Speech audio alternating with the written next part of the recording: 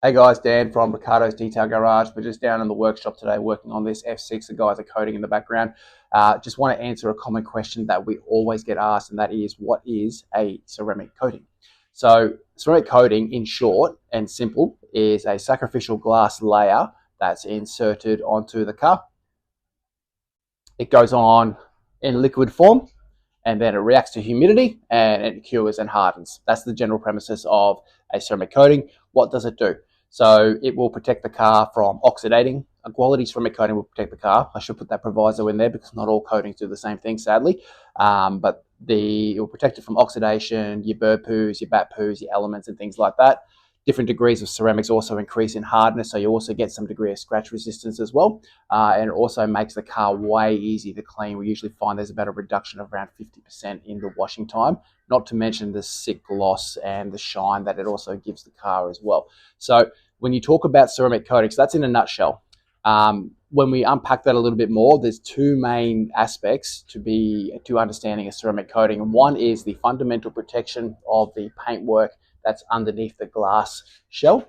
And the second is what I call the bonus features, is all the stuff that's happening on top, like your hydrophobics, which is what we refer to as water beading, or even water sheeting, which makes the car really easy to clean and self-cleans, and that high-end gloss. So when it comes to the protection, the quality coating should at least, the primary job is to protect the paint underneath.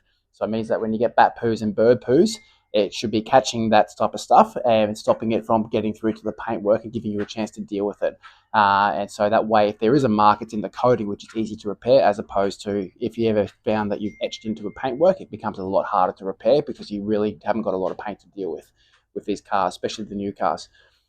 So that's basically the first fundamental job of a coating, is to protect the paintwork underneath to ensure that, one, you don't get any oxidation or fading, and number two, it stops things from actually affecting the paintwork, and it will take the hits of the elements when it comes onto and tries to essentially attack your car.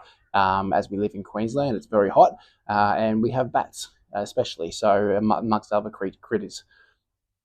The second part is obviously what I call the bonus features. So we refer to hydrophobics and the high-end gloss. So that kind of stuff can be temperamental. So what that means is that the most important part with a coating is to ensure that you maintain a really healthy washing cycle, and your washing cycle will directly affect the longevity, the high-end gloss, and the hydrophobics of your coating.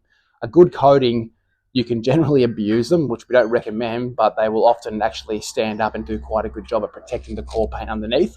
But what you'll find, the first thing that usually gets hampered is the hydrophobics start to slow down. So if you're not washing the car consistently, if you're just letting it go and not washing it at all, you'll find over time the hydrophobics will start breaking down because they're not getting cleaned and they're not getting regulated, so to speak. That's the best way to explain it. And also with the gloss, it just won't be as glossy as it could be, but it will still be in much, much better condition than if the car wasn't coated. And we know this is why we do this at a core level, is because we know that even if you abuse the car will still end up in a much better condition than if the car wasn't coated, and it will ensure that you actually retain some quality resale value when you go to sell the car.